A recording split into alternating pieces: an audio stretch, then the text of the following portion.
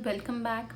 We were studying about the topic of community, and wherein we know that in community there are different kind of species existing, and so we were studying about the interactions that happens in a given community, that is positive interaction, the negative interaction, and we started off with studying about the negative ones, fine, wherein we studied about commensalism, we studied about the exploitation, when we had a look about parasitism and predation, fine. We did had a look at commensalism, and today we shall be having a look at competition.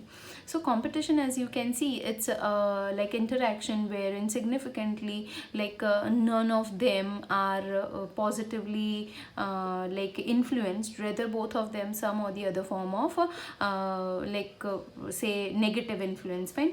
So process in which the fitness of one species is significantly lower in the presence of another species. competition क्या होता है, very simple, और ये definition है जो आपको याद रखनी है. So it's a process wherein the fitness of one species is affected because of the presence of the other species. मतलब मैं समझ लो जो ताकतवर है उसकी वजह से जो ज़्यादा ताकतवर नहीं है उसके एग्जिस्टेंस को कुछ ना कुछ इन्फ्लुएंस हो सकता है, तो उसे competition बोलेंगे. It is generally believed that the competition occurs when closely related species compete for the same resources that are limiting, but this is not entirely true. जैसे कि माना जाता है कि competition कब होता है, जब दो species related species होती है और एक ही तरह के चीज़ के लिए compete कर रही होती है, फाइन. और ऐसा माना जाता है ये चीज़ होती है जब resources limited होते हैं, बट ऐसा ज़रूरी नहीं है, फाइन. जैसे कि बहुत सारे डियर्स हो सकते हैं, बट एक ही डियर के लिए लिमिटेड नहीं है रिसोर्स, बट एक ही डियर के पीछे टाइगर और लायन दोनों ही भाग रहे हैं, तो that is sometime this may not hold true for all the situation. Totally unrelated species could also compete for the same resource. ऐसा नहीं कि क्लोजली रिलेटेड जो बहुत ही अलग है एक दूसरे से, टोटली अनरिलेटेड स्पीशीज वे भी कॉम्पीट कर सकती हैं. For example, in some shallow South American lakes visiting flamingos and resident fishes compete for the common food. Flamingos और जो फिशेज हैं दोनों कम्प्लीटली अलग स्पीशीज हैं, समझ लो, फाइन. तो एक फिश है, एक बर्ड के ग्रुप को बिलोंग करता है, एक एव्स एक फिश को बिलोंग करता है, फिर भी there is some kind of competition because they have the common food, fine, common food. the zooplanktons in the lake वगैरह वगैरह के लिए दोनों compete करते हैं. तो पहली चीज़ ये है कि closely related species नहीं, बहुत completely different species हैं, तो इनको बीच में भी competition रह सकता है. Secondly, resources need not to be limiting for competition to occur. in interference competition, जैसे कि ऐसा ज़रूरी नहीं है, फर्स्ट स्टेप को ये याद रखना है. सेकेंड है कि resources ज़रूरी नहीं है कि लिमिटिंग हो. जैसे कि in interference competition मतलब में indirect competition, the feeding efficiency of one species might be reduced due to the interfering and inhibitory presence of the other species even if the resources are abundant. resources बहुत abundant है, फिर भी the feeding efficiency of one species वो reduce हो जाती है because of the presence of the inhibitory different species, fine. दूसरी species की वजह से भले ही resources बहुत ज़्यादा हो, फिर भी उसकी फीडिंग एफिशिएंसी कम हो सकती है. जैसे कि समझ लो लायन है और एक तरह चीता है उसी जगह पे, वो डियर बहुत सारे हैं, फिर भी cheetah can run faster than that of the lion. So there is a possibility that lion की जो फीडिंग एबिलिटी है वो इनडायरेक्टली कम हो जाए because of interference competition, because चीता जो है वो बहुत तेज़ भाग के उसको पकड़ लेता है, समझे आप. Therefore, competition is best defined. इसीलिए competition को हम कैसे define करेंगे? is best defined as a process in which the fitness of one species is significantly lower in the presence of another species. एक species के होने की वजह से दूसरी species की जो ability है, जो fitness है, वो कम हो जाती है, तब उस process को हम बोलेंगे competition. It is relatively easy to demonstrate in laboratory experiments as Gauge and other experimental ecologists did. ये चीज़ जो है competition, ये जो कंपटीशन एक इंटरैक्शन है वो इजीली हम दिखा सकते हैं even in the laboratory. When resources are limited the competitively superior species will eventually eliminate the other species. जैसे कि रिसोर्सेज लिमिटेड है, समझ लो खाना लिमिटेड है, दो different species of bacteria are been growing on a given plate, the nutrition is limited. Obviously the one which can grow faster, the one which can feed faster will grow and eliminate the ones which is not as fit. So that is basically competition. The Abingdon tortoise in Galapagos Island became extinct within a decade after goats were introduced on the island. ये चीज़ हमको पता है कि जो tortoise थे वो थोड़े Galapagos Island में वो थोड़े टाइम जब इस goats को इंट्रोड्यूस किया गया तो वो एक्सटिंक्ट हो गए. तो ऐसा क्यों हुआ? Due to the greater feeding efficiency of the goats बहुत जल्दी से ग्रेजिंग कर रही थी, सारी ग्रास को खा गई. तो ऑब्वियसली क्या होगा, जो टॉर्टोइज है वो स्टार्व कर करके मर गए. Fine. So this is an example of competition that is existing in the nature. Connell's elegant field experiment showed that on the rocky sea coast of Scotland, the larger and competitively superior barnacle Balanus dominates the intertidal area and excludes the smaller barnacles, जिसका superior जो barnacle है उसका नाम है Balanus, जो inferior smaller छोटे छोटे जो barnacles होते हैं उनको हम क्या बोलेंगे, उनका नाम है Chaethamellus. Fine. From that zone. तो ये सुपीरियर बार्निकल होने की वजह से जो ज़्यादा कॉम्पिटिटिव है, इसकी वजह से ये जो छोटे बार्निकल हैं वो सारे के सारे डिस्ट्रॉय हो गए, एक्सक्लूड हो गए. So that is Connell's elegant field experiment. Fine. ये आपको याद रखना है. साथ ही साथ दूसरा है Gauss's competitive exclusion principle. Fine. ये हमने ऑलरेडी पढ़ लिया है बट एक बार फिर देख लेते हैं. ये प्रिंसिपल क्या कहना चाहता है? This states that two closely related species competing for the same resources can not coexist long period and the competitively inferior one will be eliminated eventually. जो एलिमिनेट है वो जो दो स्पीशीज हैं, रिलेटेड स्पीशीज हैं, समझ लो compete कर रही है, तो कम्पीट कर रही है तो जो इंफीरियर है वो एक दिन ऐसा आएगा कि वो एलिमिनेट हो जाएगी. This may be true if resources are limited but not otherwise. ये चीज़ जो है कॉम्पिटिटिव एक्सक्लूजन प्रिंसिपल, कॉम्पिटिशन की वजह से एक्सक्लूजन होना, किसी स्पीशीज का एक्सक्लूड हो जाना, वो हर चीज़ में हर सिचुएशन में फिट नहीं बैठता. कब फिट बैठती है ये प्रिंसिपल? जब खाना फूड जो भी है वो लिमिटेड अमाउंट में है, तभी ये प्रिंसिपल फिट बैठता है. जैसे कि डियर समझ लो कि बहुत ही थोड़े ही हैं, तो लायन और समझ लो टाइगर उसके लिए compete कर रहे हैं. तो समझ लो टाइगर उसको थोड़ा सुपीरियर है तो टाइगर डियर्स को खा रहा है, और टाइगर को lions are eating the deers, the tigers are not able to get the catch on the dears.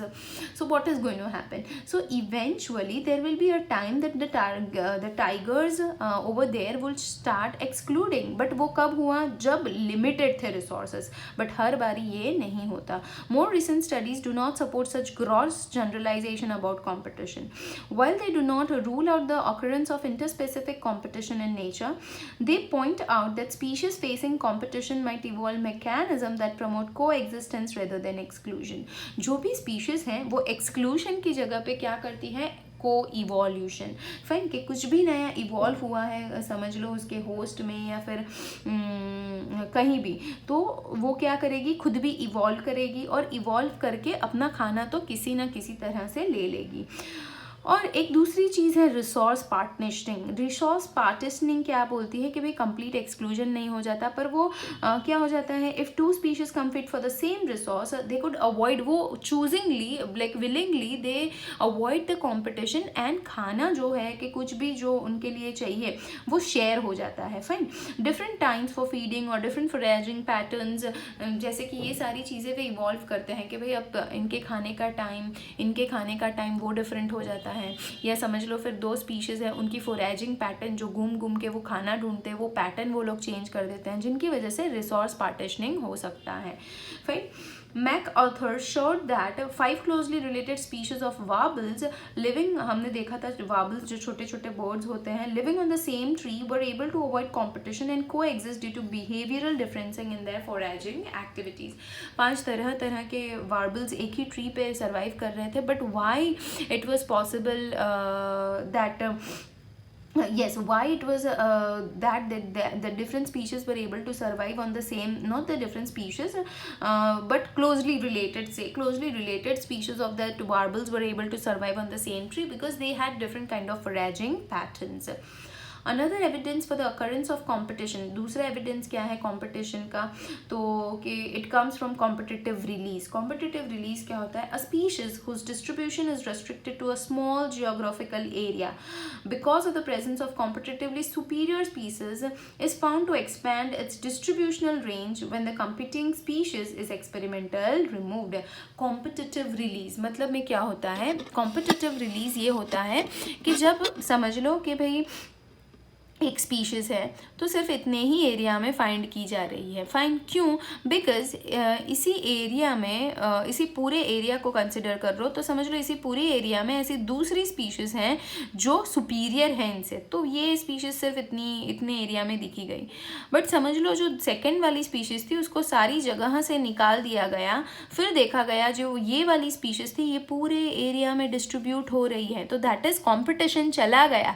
तो क्या हुआ, उसका कॉम्पिटिशन चला गया तो वो आगे बढ़ सके और बहुत ज़्यादा रिप्रोड्यूस करके एक्सपांड हो सके। जैसे कि समझ लो आपके क्लास में फर्स्ट सेकंड थर्ड आने वाले जो हैं तीनों को निकाल दिया तो ऑब्वियसली आपका फोर्थ नंबर आता है तो आपका फर्स्ट आने लगेगा अब। तो वही चीज़ है कि वे पहले बढ़ नहीं पाते थे, वो लिमिटेड जोन में दिखाई देते थे, बट उनकी जो कॉम्पिटिटिव स्पीशीज़ को निकाल दिया तो वे उसकी नंबर ज़्यादा देखने को मिली। So that is competitive release. Fine, तो ये इन सारे इंस्टेंसेस में हम देख सकते हैं येस कॉम्पिटिशन जैसा कुछ होता है जो सराउंडिंग एरिया में we can see. There are some terminologies that we need to just have a quick look at.